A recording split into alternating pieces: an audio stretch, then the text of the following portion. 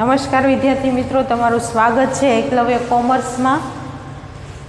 આપણે chapter number 2 માહિતીનું નિરૂપણ એની ચર્ચા કરી રહ્યા હતા, જેની અંદર આપણે એક નવી મેથડની શરૂઆત કરી હતી. થિયરી, પ્રેક્ટિકલ નહીં. એ મેથડ હતી કોષ્ટક રચના. એટલે ગુણાત્મક માહિતીનું વર્ગીકરણ તમારે કઈ રીતે કરવું એના વિશે આપણે થોડી ઘણી માહિતી એકઠી કરી હતી. અત્યાર સુધી જે આપણે દાખલા જોયા એ સંખ્યાત્મક માહિતી હતી, એટલે કે એમાં તમને સંખ્યાઓ, આંકડાઓ જ આપવામાં આવતા હતા. જ્યારે હવે તમને ગુણાત્મક માહિતી આપવામાં આવશે. ગુણાત્મક માહિતી કોને કહેવાય? તો કે ગુણધર્મના આધારે જે માહિતી એકઠી કરવામાં આવે એ ગુણાત્મક માહિતી.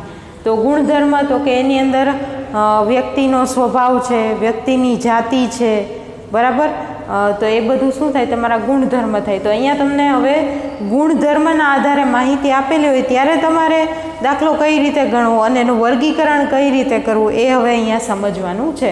કારણ કે તમને ખ્યાલ છે કે બધી જ માહિતી તમે સંખ્યામાં રજૂ ન કરી શકો, અથવા તો બધી જ માહિતી તમે આલેખ દ્વારા દર્શાવી ન શકો. ક્યારેક તમારે ચિત્ર દ્વારા પણ રજૂ કરવી પડે, ક્યારેક તમારે ખાલી કોષ્ટક બનાવીને રજૂ કરવી પડે, ક્યારેક તમારે આલેખ દ્વારા પણ રજૂ કરવી પડે. હજી અલગ અલગ આકૃતિના પણ પ્રકાર આવશે કે તમે કઈ રીતે માહિતીની રજૂઆત અલગ અલગ આકૃતિઓ દ્વારા કરી શકો.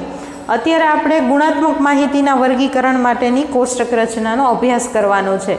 અગાઉના લેક્ચરમાં મેં તમને ચર્ચા કરી હતી એમ કે આપણું જે કોષ્ટક રચના છે તો એ કોષ્ટક કઈ પ્રકારનું હોવું જોઈએ, કઈ રીતે તમારે ડ્રો કરવાનું છે, અને હેડિંગ શું આપવાનું છે, એ બધી વસ્તુની આપણે અગાઉ ચર્ચા કરી હતી. હવે આપણે પ્રેક્ટિકલની શરૂઆત કરવા જઈ રહ્યા છીએ.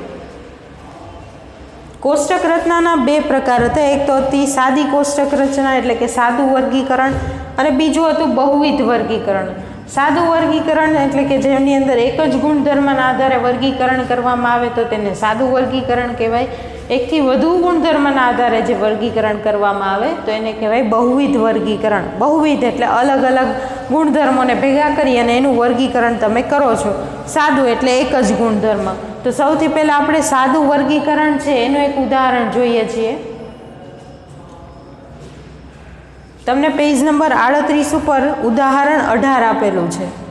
ઉદાહરણ 18ની અંદર તમને કીધું છે કે કર્મચારીનો દરજ્જો આપેલો છે અને સામે તમને કર્મચારીની સંખ્યા આપેલી છે. એટલે તમને એવું કીધું છે કે બેંકની અંદર કામ કરતા કર્મચારીની અંદર સિક્યોરિટીવાળા 20 છે, પટ્ટાવાળા 30 છે, ક્લાર્ક 40 છે અને મેનેજર 8 છે. તો આ માહિતીને કોષ્ટક રચના દ્વારા દર્શાવો, અથવા તો આ માહિતીનું વર્ગીકરણ કરો એવું પણ કહી શકે. તો જ્યારે આ પ્રકારની માહિતી આપેલી હોય તો તમને ખ્યાલ આવવો જોઈએ સૌથી પહેલાં કે ગુણધર્મ કેટલા છે. તો અહીંયા તમને ખબર છે ગુણધર્મ તો એક જ છે. કયો? તો કે વ્યક્તિનો દરજ્જો. બરાબર, વ્યક્તિનો દરજ્જો. અહીંયા ગુણધર્મ એક જ છે, વ્યક્તિનો દરજ્જો. બીજી કોઈ પણ પ્રકારની માહિતી તમને આપેલી નથી. તો આ સાદું વર્ગીકરણ થશે, કારણ કે એક જ ગુણધર્મ તમને આપેલો છે અને એ છે વ્યક્તિનો દરજ્જો. એટલા માટે તો એક જ ગુણધર્મ હોય તો કોષ્ટક તમારું 2 કોલમનું જ બને. એક કોલમની અંદર જે ગુણધર્મ હોય એ આવે અને સામે એની સંખ્યા આવે. તો ગુણધર્મ છે અહીંયા દરજ્જો, બરાબર. એટલે વ્યક્તિની પોસ્ટ શું છે એ અત્યારે આપણે પોસ્ટ કહીએ, ગુજરાતીમાં એને દરજ્જો કહેવાય. અને સામે કર્મચારીની સંખ્યા. તો જો આ પ્રકારનું વર્ગીકરણ હોય તો તમને કોષ્ટક બનાવવામાં પણ સરળતા રહે છે અને તમે સારી રીતે એનું વર્ગીકરણ પણ કરી શકો, કારણ કે એક જ ગુણધર્મ છે. જ્યારે ગુણધર્મ એકથી વધે ત્યારે થોડાક ક્વેશ્ચન થાય અને ત્યાં તમને ક્વેરી પણ થઈ શકે. તો અહીંયા તો એક જ ગુણધર્મ આપેલો છે, તો એક જ ગુણધર્મ સામે કર્મચારીની સંખ્યા. તો સિક્યુરિટી ગાર્ડ છે તો કે સિક્યુરિટી ગાર્ડ કેટલા છે? તો કે 20. પટ્ટાવાળા કેટલા છે? તો કે 30. ક્લાર્ક છે 40 અને મેનેજર છે 8. જ્યારે આપણે કોષ્ટક રચના બનાવીએ ત્યારે આપણે સરવાળો કરવાનો ભૂલવાનો નથી, એટલે સાથે આપણે કુલ પણ લખવાના રહેશે. કુલ કર્મચારીની સંખ્યા કેટલી છે? 98. બરાબર. તો આ રીતે સાદું વર્ગીકરણ તમે કરી શકો. સાદું વર્ગીકરણ તો ખૂબ ટૂંકું, સરળ અને સ્પષ્ટ છે. 2 કોલમમાં જ તમારો જે દાખલો છે ઓવર થઈ જાય છે. પણ જ્યારે ક્વેશ્ચન આવે ક્યાં આવે? તો કે બહુવિધ વર્ગીકરણની અંદર, કારણ કે એમાં તમારે નક્કી કરવું પડે કે કોલમની અંદર શું આવશે, પેટા કોલમમાં શું આવશે. રોની અંદર તમારે કઈ માહિતી લખવી, પેટા રોમાં કઈ લખવી, બરાબર. તો આ હતું તમારું સાદું વર્ગીકરણ. અહીંયા હેડિંગ તમારે એ લખવાનું છે કે બેંકની અંદર કામ કરતા કર્મચારીઓની સંખ્યા અથવા તો બેંકની અંદર કામ કરતા કર્મચારીઓનું વર્ગીકરણ, બરાબર. એ તમારું હેડિંગ થશે, શીર્ષક થશે. ત્યારબાદ પેજ નંબર 42 ઉપર તમને સ્વાધ્યાય 2.2માં ક્વેશ્ચન નંબર 1 આપેલો છે. હવે તમે જ વિચારો કે તમે જે ક્વેશ્ચન નંબર 1 ટેક્સ્ટ બુકની અંદર વાંચો છો એ અને આ જોવો છો એ બંનેમાંથી કયું વધારે સમજવામાં સરળ પડે? સિમ્પલ વસ્તુ છે આ જ. શું કામ? તો કે એનું વર્ગીકરણ કરેલું છે, તમે ઇઝીલી અહીંયાથી માહિતી મેળવી શકો. તો તમે ખુદ પણ એ અનુભવ કરી શકો કે જો માહિતી પેરેગ્રાફ સ્વરૂપે આપેલી હોય તો તેનું મહત્ત્વ શું હોય અને જો માહિતી કોષ્ટક સ્વરૂપે આપેલી હોય તો તેનું મહત્ત્વ શું હોય, બરાબર. તો એટલા માટે જ આપણે કોષ્ટક રચના કરીએ છીએ, કારણ કે માહિતીને તમે સરળ રીતે, સ્પષ્ટ રીતે દર્શાવી શકો એટલા માટે, બરાબર. તો અહીંયા તમને એક કોલેજની માહિતી આપેલી છે, કોલેજના વિદ્યાર્થીની માહિતી આપેલી છે. અહીંયા તમે એવું હેડિંગ આપી શકો, એટલે કે અહીંયા તમે એવું શીર્ષક આપી શકો કે કોલેજમાં અભ્યાસ કરતા વિદ્યાર્થીઓનું વર્ગીકરણ, બરાબર. અહીંયા શીર્ષક એવું થશે તમારી કોષ્ટક રચનાનું કે કોલેજમાં અભ્યાસ કરતા વિદ્યાર્થીઓનું વર્ગીકરણ અથવા તો વિદ્યાર્થીઓની કોષ્ટક રચના, કોઈ પણ શબ્દનો ઉપયોગ કરી શકો. હવે તમારે સૌથી પહેલાં તો ક્વેશ્ચન વાંચવાનો આરામથી, એક વખત, બે વખત, જ્યાં સુધી તમને ન સમજાય ત્યાં સુધી તમારે ક્વેશ્ચન રીડ કરવાનો. સમજાઈ જાય એટલે એ નક્કી કરવાનું કે ગુણધર્મ કેટલા છે. એક જ ગુણધર્મ હોય તો સાદું વર્ગીકરણ થશે, એકથી વધુ ગુણધર્મ હોય તો બહુવિધ વર્ગીકરણ થાય. તો હવે તમારે એ નક્કી કરવાનું છે કે અહીંયા સાદું વર્ગીકરણ થશે કે બહુવિધ. તો તમને ક્વેશ્ચન જોઈને ખ્યાલ આવશે કે તમને એક તો વિદ્યાર્થીની જાતિ આપેલી છે, એટલે એક ગુણધર્મ થયો જાતિ, અને બીજું તમને અભ્યાસનું વર્ષ આપેલું છે, પ્રથમ વર્ષ, દ્વિતીય વર્ષ, તૃતીય વર્ષ. ક્વેશ્ચન જોઈને જ તમારે ખ્યાલમાં લેવાનું રહેશે કે ગુણધર્મ કેટલા છે. તો અહીંયા આપણા ગુણધર્મ કેટલા છે? તો કે 2. ગુણધર્મ કેટલા છે? 2. પહેલો ગુણધર્મ કયો? તો કે વિદ્યાર્થીની જાતિ, અને બીજો ગુણધર્મ કયો? તો કે અભ્યાસનું વર્ષ. તો હવે આપણને ખબર પડી ગઈ છે કે આપણા ગુણધર્મ 2 છે. તો જ્યારે ગુણધર્મ 2 હોય તો સાદું વર્ગીકરણ તો થશે નહીં. કયું થશે? બહુવિધ વર્ગીકરણ. એક જ ગુણધર્મ હોય તો તમે સાદું વર્ગીકરણ કરી શકો, પણ જો 2 ગુણધર્મ આપેલા હોય, એટલે કે એકથી વધુ હોય, એ 2 હોય, 3 હોય, 4 હોય, 5 હોય, તો તમને એકથી વધુ ગુણધર્મ આપેલા હોય તો ત્યારે આપણે બહુવિધ વર્ગીકરણ કરવું પડે, અને એના માટે તમારે બહુવિધ કોષ્ટક બનાવવું પડે કે જેની અંદર વિવિધ પ્રકારના ગુણધર્મોને ધ્યાનમાં રાખી અને તમારે કોષ્ટક રચના છે એ તૈયાર કરવાની છે, બરાબર. તો સૌથી પહેલાં આપણે લખ્યું છે અભ્યાસનું વર્ષ, બરાબર. આ અભ્યાસનું વર્ષ, અને આ બાજુ છે જાતિ, એટલે આપણે રોમાં લીધા છે. રો એટલે હાર અને કોલમ એટલે સ્તંભ. રોમાં આપણે લીધું છે અભ્યાસનું વર્ષ, બરાબર, અને કોલમમાં લીધા છે આપણે વિદ્યાર્થીની જાતિ. હવે એવું જરૂરી નથી કે તમે રોની અંદર અભ્યાસનું વર્ષ જ લખો અને કોલમમાં જાતિ લખો. તમારે અહીંયા જાતિ લખવી હોય છોકરા છોકરી અને અહીંયા વર્ષ લખવા હોય પ્રથમ, દ્વિતીય, તૃતીય, તો પણ તમે લખી શકો. એ દાખલો કાંઈ ખોટો ન પડે, બરાબર. એમ પણ તમે બનાવી શકો, આ રીતે પણ બનાવી શકો, તમને જે પ્રમાણે ઠીક લાગે એ રીતે બનાવી શકો, પણ છેલ્લે આંકડા તો સેમ જ આવે. તમે અહીંયા વિદ્યાર્થીઓની જાતિ લ્યો છો તો અહીંયા તમારે વિદ્યાર્થીઓના અભ્યાસનું વર્ષ લેવાનું. તો જો તમારે જાતિ લેવી હોય તો અહીંયા છોકરા છોકરી આવે, અહીંયા પ્રથમ, દ્વિતીય, તૃતીય, અને છેલ્લે કુલનું કોલમ તો બનાવવાનું જ. કુલની હાર પણ આવશે અને કુલનું સ્તંભ પણ આવશે. એટલે રોનો પણ સરવાળો કરવાનો છે અને કોલમનો પણ તમારે કમ્પલસરી સરવાળો કરવાનો છે. એટલે જે ગુણધર્મ હોય એ તો આવશે, છેલ્લે કુલનું ખાનું છે એ આપણે ભૂલવાનું નથી. તો અભ્યાસના વર્ષ કેટલા છે? તો કે 3. તમને માહિતી આપેલી છે એના ઉપરથી ખ્યાલ આવે. તો અભ્યાસના વર્ષમાં આપણે લખીશું પ્રથમ વર્ષ, દ્વિતીય વર્ષ અને તૃતીય વર્ષ, અને છેલ્લે આવશે એનો સરવાળો એટલે કે કુલ. ત્યારબાદ વિદ્યાર્થીની જાતિ, તો વિદ્યાર્થીની જાતિમાં 2 જોઈએ, છોકરા અને છોકરી, અને છેલ્લે આપણે એમાં પણ કુલનું જે કોલમ છે એ પણ કમ્પલસરી કરવાનું છે, બરાબર. મેં તમને કીધું એમ તમારે ઇન્ટરચેન્જ કરવું હોય તો કરી શકો. જાતિ છે એને રોમાં લ્યો, વિદ્યાર્થીનું વર્ષ છે એને કોલમમાં પણ લઈ શકો, પણ છેલ્લે આન્સર સરખો આવવો જોઈએ. હવે આપણે ક્વેશ્ચનની શરૂઆત કરીએ. તમે સામે ક્વેશ્ચન રાખતા જાજો તો જ તમને આ દાખલો હજી પહેલો છે એટલે સમજાશે. સામે ક્વેશ્ચન રાખતા જાઓ, 1 બાય 1 લાઈન રીડ કરતા જાઓ એટલે તમને ખ્યાલ આવશે. તમને સૌથી પહેલાં તો એવું કીધું છે કે દ્વિતીય વર્ષમાં અભ્યાસ કરતા છોકરીઓની સંખ્યા 225 છે. બરાબર? દ્વિતીય વર્ષમાં અભ્યાસ કરતી છોકરીઓની સંખ્યા કેટલી છે? 225. અહીંયા જે મેં વ્હાઇટ ચોકથી લખેલું છે એ માહિતી તમને આપેલી છે, અને જે બ્લુ ચોકથી લખેલું છે મેં ફાઇન્ડ આઉટ કરેલું છે, એટલે તમને ખ્યાલ આવે કે શું શું આપણે શોધ્યું છે અને શું આપેલું છે. તો દ્વિતીય વર્ષની અંદર છોકરીઓની સંખ્યા 225 છે. એટલે મેં અહીંયા દ્વિતીય વર્ષ જોયું, દ્વિતીય વર્ષ, અને એમાં છોકરીઓ ક્યાં આવે તો કે અહીંયા આવે, કારણ કે છોકરીઓનું કોલમ આ છે, દ્વિતીય વર્ષની રો આ છે, એટલે અહીંયા તમારે 225 લખી નાખવાનું. જ્યારે તમે કોષ્ટક રચના કરો તો સૌથી પહેલાં તો તમને જે માહિતી આપેલી છે ને એને તમારે 1 બાય 1 કોષ્ટકમાં લખતી જવાની. જેમ જેમ લખતા જશો એમ તમારો દાખલો છે એમ સરળ થતો જશે અને તમને મિસિંગ ઇન્ફોર્મેશન પણ મળતી જશે. તો તમને જે કાંઈ પણ વસ્તુ આપેલી છે એ તમારે જ્યાં કોષ્ટક રચનામાં એની જગ્યાએ આવતી હોય ત્યાં પહેલાં મૂકી દેવાની, પછી તમારે બાકીની મિસિંગ વેલ્યુ છે એ શોધવાની છે. બરાબર? તો અહીંયા તમને સૌથી પહેલાં એવું કીધું છે કે દ્વિતીય વર્ષની અંદર અભ્યાસ કરતી છોકરીઓની સંખ્યા 225 છે. કદાચ એમ કીધું હોય કે છોકરાની સંખ્યા 225 છે તોય કાંઈ ફેર પડવાનો નથી, કારણ કે બંનેની સંખ્યા કેવી છે? સમાન. સમાન એટલે કે એક સરખી. જેટલા છોકરા હશે એટલી જ છોકરીઓ હશે, જેટલી છોકરીઓ હશે એટલા જ છોકરા હશે.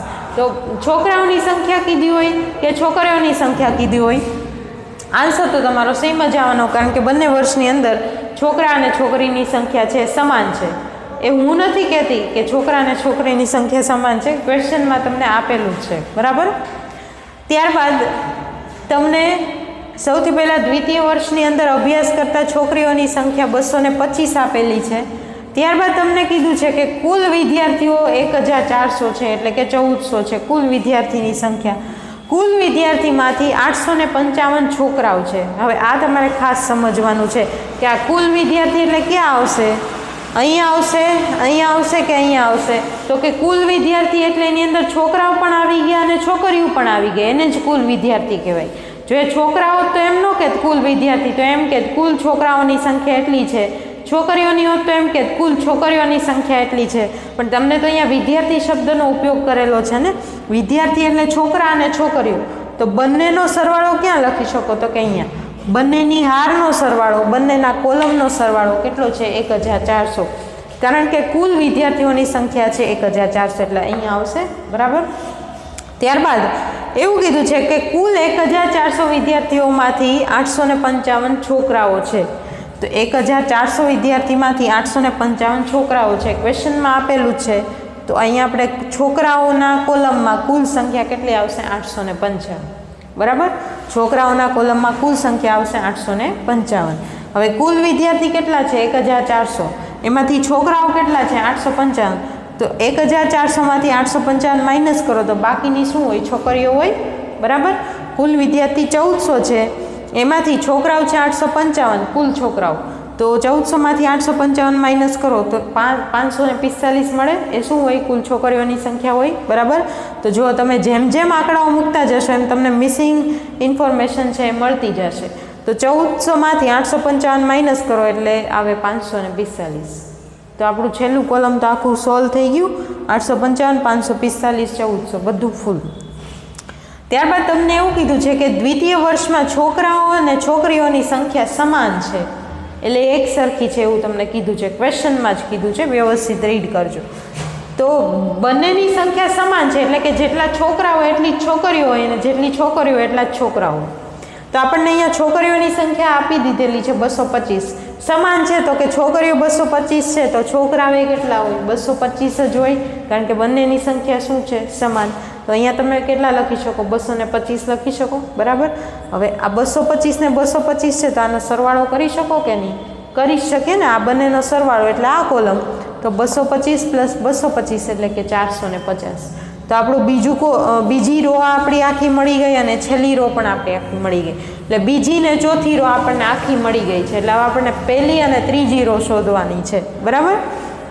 ત્યારબાદ તમને એવું કીધું છે કે પ્રથમ વર્ષની અંદર અભ્યાસ કરતા વિદ્યાર્થીઓ 550 છે.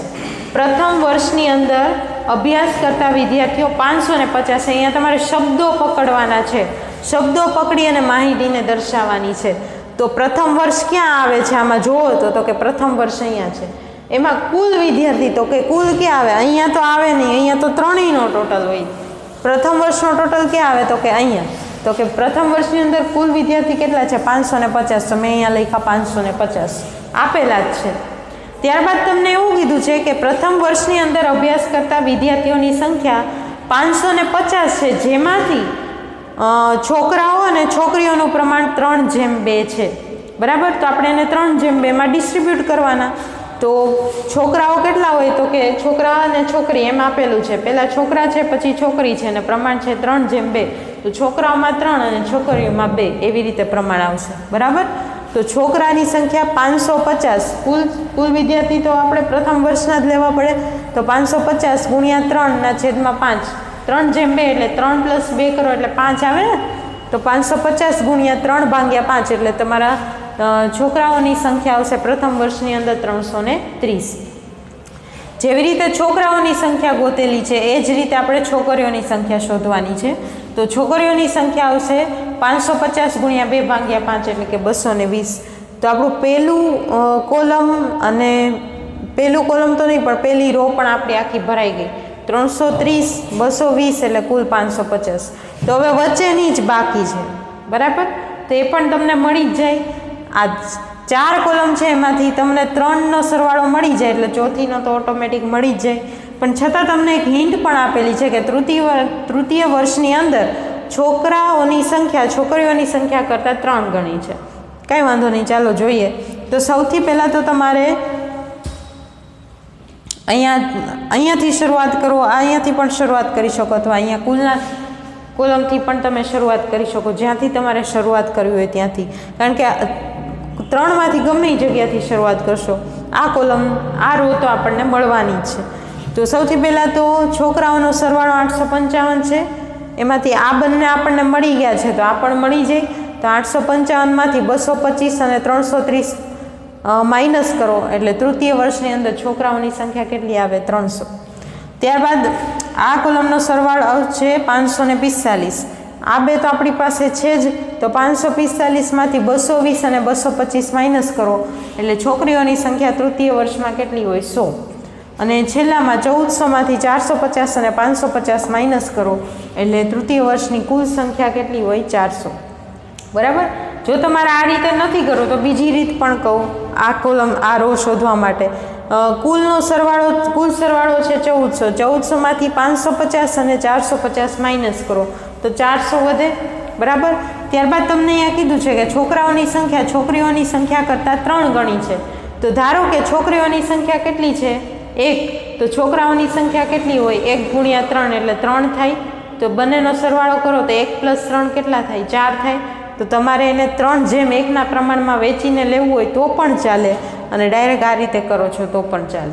કારણ કે આ વસ્તુ અહીંયા ઓટોમેટિક પણ સાબિત થશે કે જે છોકરાઓની સંખ્યા છે છોકરીઓની સંખ્યા કરતાં 3 ગણી છે. તો જો અહીંયા છોકરીની સંખ્યા 100 છે અને છોકરાઓની કેટલી મળી? એના કરતાં 3 ગણી એટલે 100 ગુણ્યા 3 કરો કેટલા થાય? 300. ઓટોમેટિક એ આન્સર તમને મળી જ જશે. અને જો તમારે શોધવું હોય તો શોધી પણ શકો, ડાયરેક્ટ આન્સર લખવું હોય તો પણ લખી શકો, કારણ કે અહીંયા મળે છે એટલા માટે. અને ડાયરેક્ટ આન્સર મળી જાય અને તમારે ગણતરી દર્શાવી છે તો પણ તમે દર્શાવી શકો કે ધારો કે છોકરીઓની સંખ્યા આપણે ધારવી પડશે. ધારો કે છોકરીઓની સંખ્યા 1 છે તો છોકરાઓની સંખ્યા 3 થાય. 1 + 3 એટલે 4 અથવા તો 1:3ના પ્રમાણમાં 400ને વેચી દો. 1:3ના પ્રમાણમાં 400ને વેચો તો કેટલા આવે? 100 અને 300. બરાબર. અથવા તો તમે પહેલાં છોકરાની સંખ્યા રાખવા માંગતા હોય તો 3:1માં વેચો. 3:1 કરો તો પહેલાં છોકરાની સંખ્યા મળે પછી છોકરીની મળે, અને 1:3 કરો તો પહેલાં છોકરીની સંખ્યા મળે પછી છોકરાની સંખ્યા મળે. તો તમને જેમ ઠીક લાગે એ રીતે તમે ડિસ્ટ્રીબ્યુશન છે કરી શકો અને ગણતરી પણ અહીંયા બતાવી શકો. પણ ગણતરી વગર પણ તમારો દાખલો અહીંયા છે સોલ્વ થઈ શકે, કારણ કે આપણે બધી માહિતી મળી ગઈ છે. આ એક જ રો બાકી હતી તો આમાંથી આનો સરવાળો માઇનસ કરો એટલે આ રો પણ આપણને મળી જાય. બરાબર. તો આ રીતે તમારે બહુવિધ વર્ગીકરણ છે એ તમે કરી શકો. તો આ જે ક્વેશ્ચન નંબર 1 હતો બહુવિધ વર્ગીકરણનો એ અહીંયા પૂરો થાય છે.